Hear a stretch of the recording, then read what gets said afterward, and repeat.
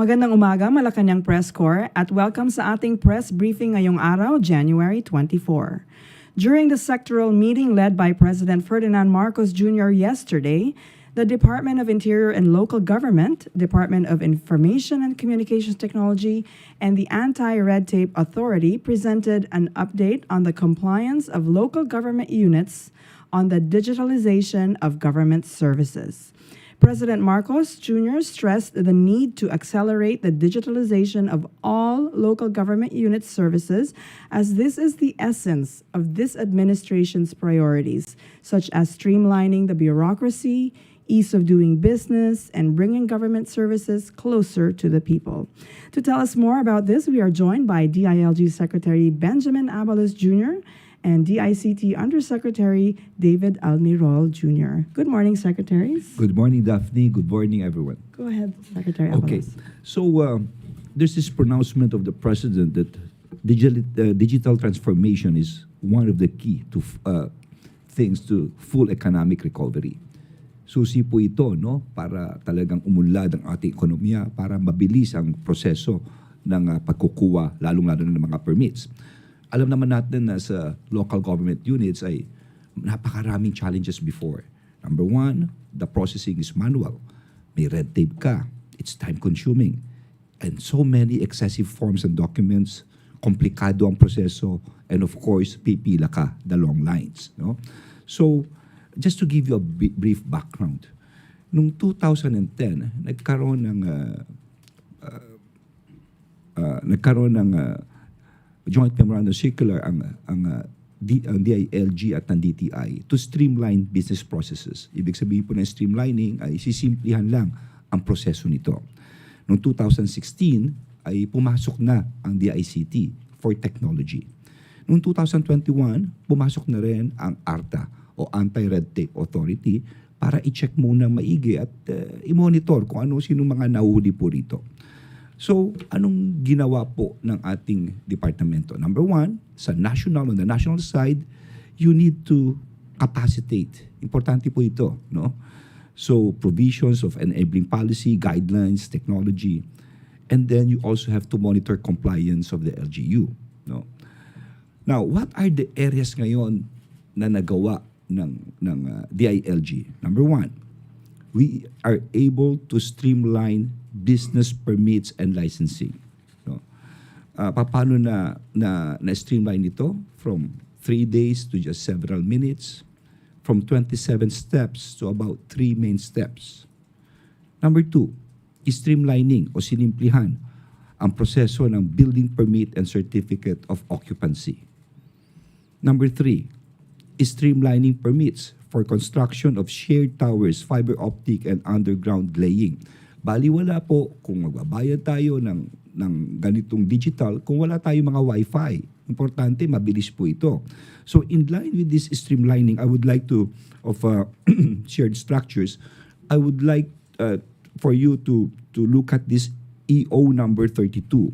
Ito'y dated July 2023. Anong sinasabi ng EO number 32 noong July 2023? Ito'y in-streamline ang proseso sa pag-construct ng telecommunications and internet infrastructure para bumilis ang Wi-Fi sa buong bansa. So, just to give you some of the features here, no? Number one, ito'y ang nire-require na lamang ay ang building permit issued by the LGU. Number two, height clearance galing sa CAAP. Number three, Homeowners Association and other community clearance. And number 4, other requirements as mandated by the Constitution. No? Pero ang importante rito is this, tinanggal na ang requirement ng sangguniang panlungsod or bayan resolution. Hindi na kailangan kasi tumatagal eh. At ang barangay council resolution. And certificate of use instead of certificate of occupancy. So kung kukuha kayo ng permit para dumami ang towers natin sa buong Pilipinas for the Wi-Fi, from 13 permits, because of this executive order, naging 8 permits na lang. From 86 documentary requirement, naging 35 documentary requirement na lang. And from 241 days, isipin mo, before kukuha ka ng permit for 241 days, ngayon po, 16 days na lang. Okay? So that is with reference sa streamlining permit for fiber optics, underground laying, and shared towers. At hindi lamang yun, number 4, yung rationalization of fees and charges. Alam niyo naman, paiba-iba yung mga fees and charges. So, we are urging them. They've got this autonomy na baka po pwedeng i-rationalize na lang natin ito, and adoption of digital payments. And because of this, no, ako yung nagpapasalamat talaga ng gusto dito po sa aking katabi sa DICT. Ang DICT po kay Secretary Ivan at kay Yusek David Almirol, dahil alam nyo, kuminsan may autonomy tayo, kanya-kanyang city o municipality ang nade-develop na kanya-kanyang applications. So ang ginawa ng DICT, ang kanilang mga talent within the department, sila'y gumawa ng application na libre, walang gastos ang gobyerno. At hindi lamang yon, binigay ng libre ito sa lahat ng LGUs.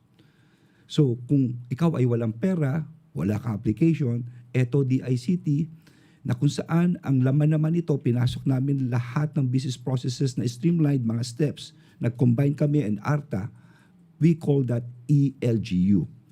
So dahil dito, just to give you some figures here, number 1, ang compliant sa business permit and license, ibig ko sabihin yung mga business processes ay sinimplihan na lamang, ay 85% of all cities and municipalities all over the country. That is 1,284. Ang presence ng tinatawag na business one-stop shop na requirement din namin ay lumalabas na sa buong bansa 92% na. So okay na yun, na-streamline mo na, napaikli mo na yung proseso. The trick here is, susunod na phase is how to digitalize electronic. Okay. So, 60% ng lahat ng cities or municipalities or 921 are digital or automated na po. I-breakdown ko lang of the 921, 122 LGUs have their own system. Meron sila sariling application. And 799 ang ginamit nila yung system ng DICT na libre. No? Na talagang inikot po talaga ito, nagkaraban po ang DICT rito. And I would really like to thank DICT here. And of this, 39% or 598 accepts online application. No? So ito yung ipinupupok namin at saka yung mga online payment. No? So this is where we are right now. And what is the effect of all of these things? Ipapakita ko lang po ito. This is the impact of the ease of doing business. Kung titignan nyo, no 2018, up to 4.7, ang number of registered business, no, nag-increase from 1.3 million to 4.7 million. Ganong katindi because of all of these reforms na ginawa. And not only that, no, ipapakita ko rin sa inyo rito, yung fees of collection of taxes, no, sa local from 50 billion in 2018 ngayon po ay 208 billion. So that is times 4, no? So malaking bagay talaga ito na pasimplihan mo ang proseso ngayon into digital, but hindi pa titigil kami rito dahil together with the DILG, with the DICT and with ARTA, iikot pa kami sa lahat. No? So, ito po ang i-report namin ngayon. And just to give you a glimpse, no? This is just Metro Manila. Ang Metro Manila, ayon sa aming data, compliant for business permit and applications lahat. Compliant sa business one-stop shop lahat. Automated 14 out of 17. Online application, 14 out of 17. And online payment, 14 out of 17. So as you could see, no, ganun na po ang trend na ginagawa namin. At ito nga ay iikutin po ni David, ni Arta, ni Nes Perez at ng DILG. Magtutulungan po kami rito. Yun na po ang ma-report ko. And Daphne, siguro. Okay. Yusek Almirol, would you like to add to that? Yes po. Actually, exciting news po ito no, sa ating lahat dahil ang DICT at ang DILG nag-combine forces po kami. Hindi lang ma-streamline yung process, kundi para talagang magamit. Yun po importante po dito kaya nagkaroon kami ng joint partnership at dinevelop natin tinatawag na Electronic Local Government System.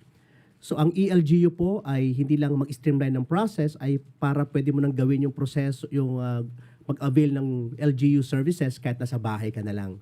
So hindi kinakailangan ng pumila pa. No? So in the past, kailangan mo mag-absent sa trabaho, pipila ka sa City Hall, Municipal Hall. Ngayon kahit nasa bahay ka na lang. Ang good news dito, together with the DILG also, nilaunch natin together with the President yung eGov Super App. So yung eGov Super App po ay nakalink din po dyan yung ELGU at hindi lang yung ELGU ma-access mo, pati yung national ID mo, ma-access mo na din. So this will simplify processes at nung nakita namin yung problema talaga, yung paulit-ulit na submission. No? Imagine mo, pupunta ka sa isang government agency, submit ka na naman ng data mo, information mo, submit ka ng ID mo, pabalik-balik. So ang daming repetition of submission of documents. No? Yun yung pinaka-problema talaga. So ang ginawa ng tatlong ahensya with the leadership po ng DILG at ang DICT naman po ay kami yung kanilang technology partner lang po dito, support team po kami kasama ang ARTA. Ang ARTA naman po siya naman yung nag-monitor para sa compliance ng ease of doing business. So ang nangyari ay inumpisahan ho namin po sa mga area talaga na talagang walang sistema. So ito yung walang budget at walang pera na gumawa ng isang sistema. So na-implement po ito nationwide. So sa ngayon po, meron tayong 799 na LGUs na gumagamit po ng business permit gamit po ng ELGU system. Meron na rin po tayong mahigit 200 po na gumagamit din po ng barangay clearance.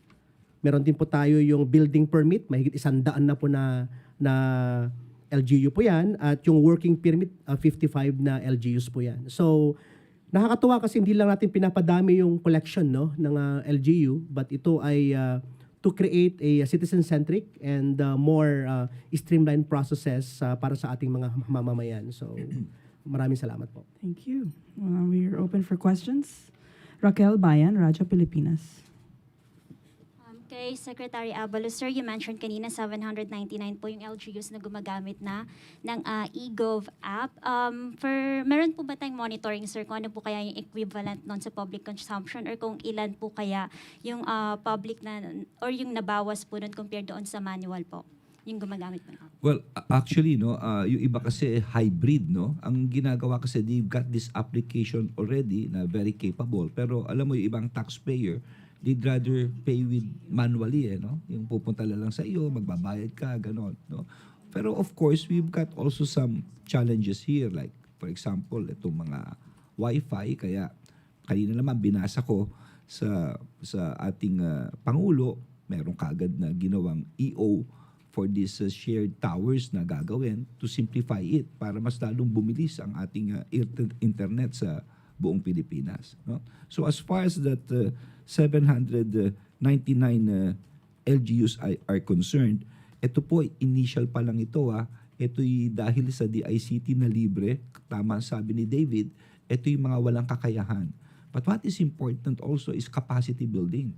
Kasi maski ibigay mo ito na hindi sila capacitated, then they do not have that hardware, it will be useless. So we have to train people on the ground, no, bago iikot ito. No? Thank you. To USEC naman po, since yung connectivity po, isa po siya sa important aspect ng digitalization. Mula po nung i-launch natin yung broadband ng masa, sir, ilan na po kaya yung sites na nakapag-install tayo ng free Wi-Fi? Hindi sa akin yung free Wi-Fi kay USEC Jeff, but as far as I know, nasa 25,000 sites na po yung pong free Wi-Fi na na-implement before the end of the year of 2023 po. How about this 2024, sir? Meron po ba tayong target na i-install ngayong taon?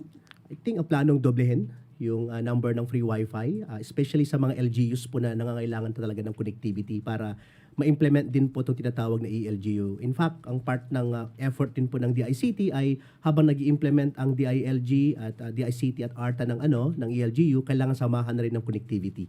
Kailangan magsasabay siya para parallel yung effort. Eden Santos, Net 25. Good morning po. Secretary, meron po ba tayong target date o deadline, time frame para po ma-digitalize natin yung lahat ng LGUs nationwide? Well, yes. No. Actually, sa mga nakikinig po ngayon, nagawa na po natin yung streamlining. Ibig sabihin po na streamlining, sinimplihan na natin ang proseso sa lahat na aspeto, no, ng business license, occupancy permit. No? Pero ang susunod naman dito ay ang tinatawag nating paano mo dadalhin ito sa digitalization. Mas mabilis to cellphone lang. Sa ngayon po, ito'y 60% na ang na-digital. Pero of course, ibang issue yung ilan ba sa kanila ang may kaya ng tumanggap ng bayad ng online application at makapagbayad. Kokonti pa lang po yun. No? Depende sa lugar. Like pinakita ko kanina, sa Metro Manila, halos lahat. Wala tayong problema. No? So, yun po ang ginagawa namin ngayon ng DICT, ng ARTA. Umiikot po kami. Siguro ang target for this year is another 240. No? David, kung hindi ako nagkakamali, another 240 until matapos po namin. Basta hindi po kami titigil dito. No? Kasi alam nyo, archipelagic tayo, ilang islands tayo, at may challenges na rin iba, talagang wala naman talagang signal. No? So, yun po. Okay. Sam Medinilla, Business Mirror. Okay, sir, hello. Yeah. Sir, itatanong lang namin dun sa out of 60% ng LGUs na may digitalization na po, ilan po dun yung nakaka-accept na ng online payment? At saka yung sa na-mention po nilang 244 LGUs na target this year, ano po yung expected na increase sa revenue collection ng LGUs? Sa ngayon po, ang gumagamit na ng online payment po ay 15%. So medyo madami-dami na po siya. Pero magkakaroon din po kami ng partnership with the Department of Finance para makatulong din po sila po sa pag-spread po ng online payment po sa mga LGU. Doon naman po sa effect ng collection nito ay siguradong lalaki kasi magkakaroon ngayon ng monitoring ang LGU. Dati kasi, hindi kayang i-monitor ng LGU talaga yung ilan ang nagbabayad ng taxes, ilan ba yung hindi na nagko-comply, hindi nag-renew ng business permit, kasi nga wala siyang sistema. No? But ngayon, makikita na niya na halimbawa, kung meron siyang 1,000 na negosyo in one area, nakita niya na 500,000 lang pala yung nag-renew ng business permit niya. So meron siyang dato ngayon na, marami palang hindi nag-renew ng business permit. So we're giving them tools now to properly monitor and properly collect at the same time. So we believe na minimum will be 20 to 30% magtataas po yung kanila pong revenue collection. Eden Santos again. Sir, yun sa online payment, paano tayo makakasiguro po na hindi ito magagamit ng mga alam niyo naman, mga scammers, hackers? Ma-sure po natin na safe naman yung ating sistema para maprotektahan yung ating mga kababayan. Ang mangangalaga ng online payment will be DOF, hindi po DICT. Tutulong lang kami po sa implementation. Ang maganda ho nito ay meron silang mga policy na nilagay. In fact, ang eGov platform ay powered by national ID na po siya. So ibig sabihin, hindi po pwedeng magkaroon ng scam payment in the future kasi identified dapat yung nagbabayad at hindi pwedeng kahit nanakaw na credit card or nakaw na online banking or nakaw na e-wallet, hindi pwede dapat magamit yan. Dapat yung may-ari talaga ng account ang pwedeng gumamit. This will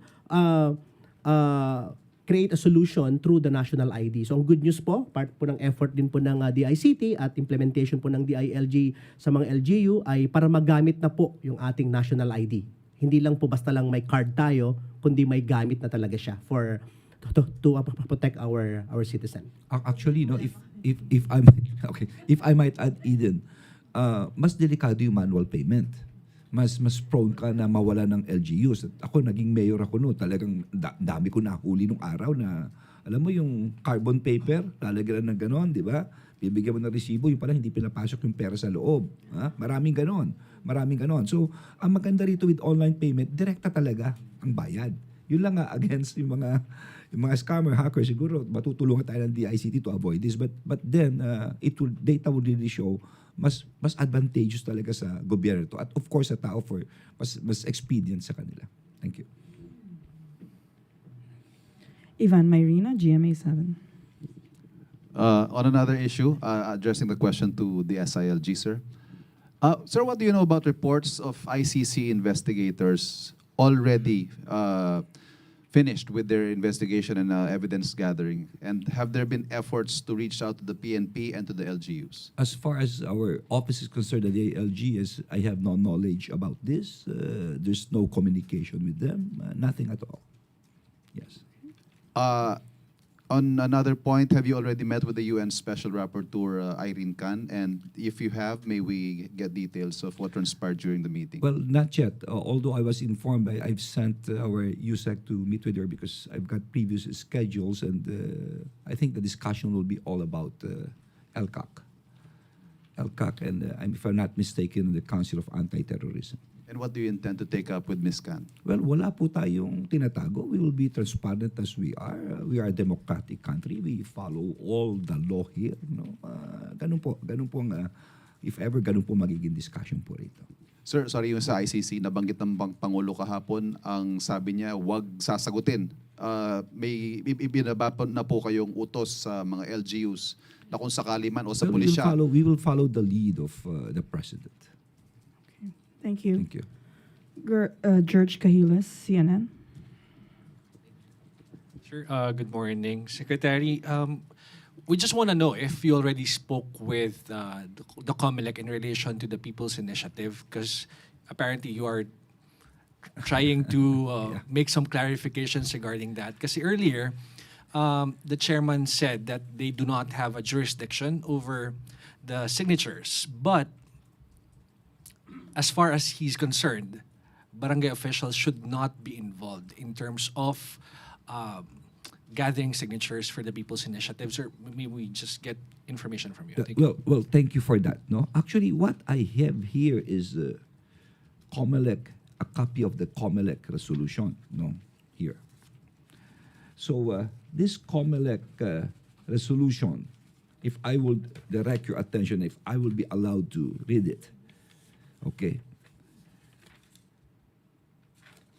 After due deliberation and considering the foregoing, the Commission resolved, this is a COMELEC and Bank, as it hereby resolves to approve the recommendation of the Law Department that elective barangay officials be accepted from the prohibition under Section 261 of the Omnibus Election Code, without prejudice to the power of supervision of the DILG over elective officials and to any administrative liability elective officials may incur under laws other than Section 261 of the Omnibus Election Code. So, if we're going to look at this, sinasabi rito is they're going to approve the recommendation of their own law department that elective barangay officials be accepted from the prohibition.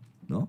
That is why I wrote a letter for clarification, kasi mahirap. This is a very sensitive issue. No, I wrote them. I'm just waiting for the reply. This is really a COMELEC and back, if I'm not mistaken. This was just dated series of 2022. No, so just so kasi alam mo marami ito. You've got the Quintos case na sinasabi parang ganito rin.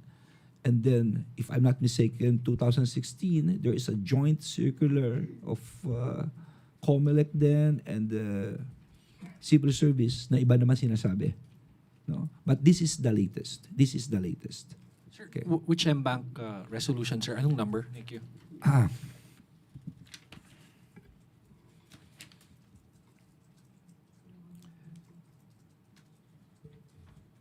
In a resolution dated April 8, 2022, the COMELEC and Bank resolves to amend the provisions of COMELEC CSC Joint Circular number 001, series of 2016. So they amended it, no?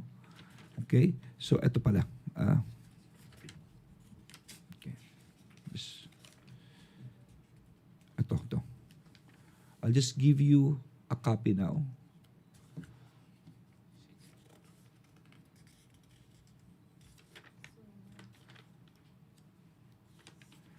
Can I just give you a calculator? Sure, but anyway, the COMELEC was saying that the ball is in the hands of the DILG since it is not an election period. So technically, it is your decision po. So No. Kung kayong tatanungin, sir. I'm just going to meet with him if ever because this is quite clear. You see? Mahirap magkamali dito dahil mahirap din mag-finger pointing dito. I'm just citing to you some laws that we have. I just want to be guided by these laws. It's as simple as that. Okay? Just so walang pagkakamali. As I said, this is a very sensitive issue na mahirap magkamali na basta lang ako gagawa. Because these are documents na lumabas. I just want to be clarified on this. Okay? Okay, thank you. Are there any more questions sorry. about the digitalization? I think it's been answered. Ma'am, sorry. Last for the secretary. Sir, as far as you know, how many barangays or barangay officials are involved in gathering signatures for the People's Initiative? Have you received reports on this? And Well, I haven't really received anything as of the moment right now. Wala pa naman. Yeah. Okay. Thank you. Even reports, wala naman nagsasabi sa akin. Yeah. If there are any more questions on digitalization, we can go on. Otherwise, I think this... But of course, the public is we're more than welcome to sabihin nyo lang sa amin. But again, I should be guided here. No, I just want to be clarified on these laws right now. Yeah. Okay. Okay. Oh, habol. Sam Medanili again. Sir, pending po dun sa clarification nila with COMELEC, allowed pa rin po ba dapat tuloy-tuloy pa rin po ba yung signature gathering for or i-stop muna po? Well, ganito po yan, ano? Of course, that is the right of everyone. That's why it's in the Constitution, no? Malinaw naman kung ano yan. 3 mode yan. It's CONCON, CONAS, initiative. It's provided for by our Constitution. As long as you do things legally, that is important. That is why maingat ako rito. Nagtatanong-tanong muna ako, ano ba dapat muna namin gawin dito? Mahirap dahil baka mamaya umuo ako rito, yung pala all the while mali pala itong ginagawa namin. No? Mahirap ito. It's a very sensitive issue here right now. Umuo ka rito, tapos may mapapahamak na madidimanda pati departamento ko. So it's better to proceed with caution and be prudent about things. Kaya nga sinasabi ko prudence is very important right now. Okay? Maraming salamat po. Thank you. Digitalization? I think we're... Last question. Yeah. Julie Aurelio. Hi, sir. Can I just be enlightened again about what the COMELEC resolution is saying is that it wants to approve the recommendation of its law department that barangay officials be exempted from that provision of the Omnibus Election Code, which is 261, parenthesis I. And that's a COMELEC resolution. And Since that resolution was passed 2022, nabago na po ba yung Omnibus Election Code? Wala. Kasi, well, di ba dapat mas hindi pa na mag-supersede ng isang mere resolution or joint circular over a law? that's why, Julia, I'm trying to be clarified here. I'm trying to anuhin nila kasi these are actual documents on my table right now. I want to proceed with prudence. They advise me. Kung sabihin nilang hindi pwede, hindi pwede. It's as simple as that. Okay? So, as up to now, you haven't received that clarification from the Siguro COMELEC? by the end of the week sana. Mas mabilis, mas matapos na tayo lahat dito. It will be better for everyone. Okay? Maraming salamat po sa inyo. Thank you very much, Malacañang Press Corps. Thank you, Secretary Abalos and Undersecretary Almirol. Magandang Daphne. hapon sa inyong lahat. Thank you. Thank you. Thank you.